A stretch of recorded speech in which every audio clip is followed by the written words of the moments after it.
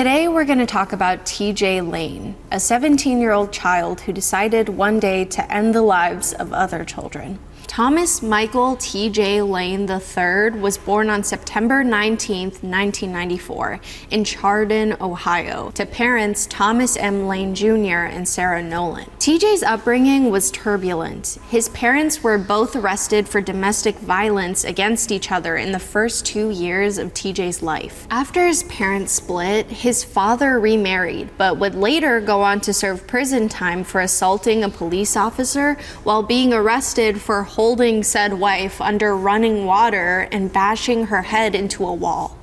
His parents lost custody of him when he was 3. TJ went on to live with his grandparents, and though his parents apparently cleaned up their acts, it's unknown how much contact they had with TJ once he lived with his grandparents. Not much else is known about TJ's early life and upbringing, but what we do know is that he was once a student at Chardon High School. We also know that he had been in juvenile prison. Lane was arrested twice in December 2009. The first time for restraining his uncle while his cousin hit him. The second time was for assault, hitting a boy in the face. To the second charge, Lane pleaded guilty to a count of disorderly conduct. TJ eventually found his way to Lake Academy Alternative School. This school was described as a place for at-risk students who are reluctant learners struggling with problems such as substance abuse / chemical dependency, anger issues, mental health issues, truancy, delinquency, difficulties with attention / organization, and academic deficiencies. So clearly, TJ was troubled. TJ rode the bus each day to Lake Academy. He was described as being quiet, someone who kept to themselves, but would always answer questions and be engaged in conversation if spoken to. The bus he took stopped at Chardon High School before being dropped off each day at the academy. And even though he was not the most talkative, he was known by the students at Chardon High School. So a recap, he once went to school there, and now he spends his mornings there. Unfortunately, no motive has ever been discovered for the events that took place on February 27, 2012. A Facebook post from December 2011 showed a darker side to TJ.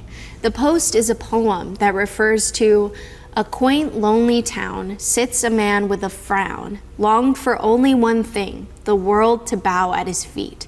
He was better than the rest, all those ones he detests. Within their castles so vain, he wrote. The poem ends with, die, all of you. After getting 3 positive reviews for this poem, Lane wrote, much obliged to all who liked this, wrote it myself in class one day. In hindsight, it's clear what this poem told us, but in December, it just seemed like a poem. On the days leading up to February 27, 2012, TJ displayed no personality changes or any warning signs of the violence to come. But on that day, February 27, 2012, when he arrived at Chardon High School with a .22 caliber handgun, Lane found his way to the cafeteria and shot and killed 3 students. Demetrius Hewlin, 16, Daniel Parmiter, 16, and Russell King Jr., 17. 2 others were shot, Joy Rickers, 18, who sustained injuries, and Nicholas Walczak, 17, who had to undergo intensive rehabilitation for his wounds that left him with no feeling in his legs and permanently paralyzed.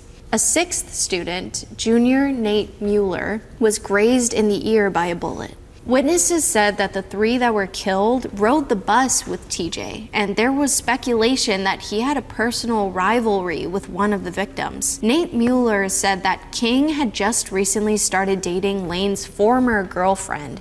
Definitely not a coincidence. Student witnesses said that Lane appeared to aim very specifically at King that morning, indicating that he was the first to be shot of the students that were at King's table. The student said that King had previously threatened to beat Lane up. That's when Lane took it upon himself to take up weightlifting to help him prepare to fight King. After the tragic incident occurred, police found TJ by his parked car outside of the school. He was a sophomore in high school, just 17 years old. It's hard to believe when someone so young commits such a senseless act. Because of his age, he was detained as a juvenile pending a decision by the prosecution and court as to whether he would be tried as an adult. And TJ showed no remorse. Following a competency hearing in May 2012, a judge determined that Lane was competent to stand trial. Later that month, the decision was made to charge Lane as an adult. TJ, who police said admitted to firing 10 shots at the students, and also told police that he did not know the victims and that they were selected randomly. But multiple student witnesses attested that Lane knew all of the victims from the school. TJ faced 3 charges of aggravated murders, 2 charges of attempted aggravated murder, and felonious assault related to the shooting. His trial garnered national attention. Besides the fact that it was another school shooting, TJ's actions in the courtroom created a rightful uproar amongst all. On February 26, 2013, Lane pleaded guilty to the charges for which he had been indicted. On March 19, 2013, he was sentenced to 3 life sentences in prison without parole. After entering the courtroom for the sentencing hearing, Lane removed his dress shirt to reveal a white t-shirt which had the word "killer" handwritten across the front. Ew, how can someone feel so flippant about something so horrific? And how unfair for the parents of the kids he had killed. They had to watch as the person who killed their family seemingly make fun of their heartache. He smiled and smirked throughout the hearing. And after being sentenced, Lane said to the victim's family in the courtroom, "This hand that pulled the trigger that killed your sons now masturbates to the memory. Fuck all of you," while giving the middle finger to attendees. Absolutely despicable. Families of the 3 deceased students filed wrongful death suits against TJ Lane and his family. His parents, Thomas and Sarah, maternal grandparents, Jack Nolan and his wife, and his paternal uncle, Daniel Lane. It was settled in 2014. Nolan and his insurer, Nationwide Property and Casualty Incorporated, paid nearly $2.7 million.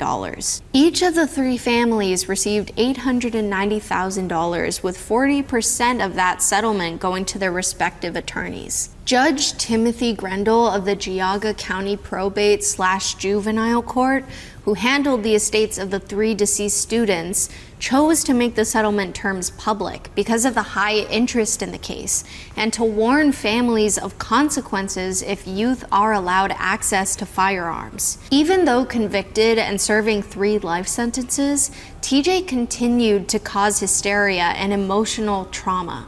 At 7:38 p.m. on September 11, 2014, Lane escaped from the Allen Correctional Institution in Lima, Ohio. TJ, along with 2 older inmates, used a makeshift ladder to scale a fence during recreation hours. 33-year-old Lindsay Bruce and 45-year-old Clifford Opperud. Bruce was quickly captured afterward, but Lane and Opperud, who was serving a 12-year sentence for aggravated robbery, aggravated burglary, and kidnapping, remained at large for over 6 hours. Police conducted searches at a wooded area and a residential neighborhood near the prison, and at 1:20 a.m. the following day, Lane was captured near the woods and Opperud was apprehended about 3 hours later. Chardon High School was alerted and closed that same day, and counselors were made available to students and staff. Later in the day, Lane, Opperud, and Bruce were transferred to the Ohio State Penitentiary, a supermax prison in Youngstown, Ohio. In the Youngstown prison, Lane was restricted to his cell for 23 hours a day with 1 hour of recreation daily. And hopefully they are keeping a closer eye on him now so he doesn't try and escape again. As of March 2016, Lane was transferred to the Southern Ohio Correctional Facility, a maximum security prison in Lucasville, but he is currently held at the Warren Correctional Institution in Lebanon, Ohio. And there you have it, another tragic story about someone with misplaced anger, childhood trauma, and mental illness who had unnecessary access to firearms. It's beyond upsetting that these stories exist and that we continue to have to feel scared going to school because people continue to have unnecessary access to firearms and there isn't an end in sight. But I stay hopeful that one day that will change. Thanks for joining us on Killer Bites. See you next time.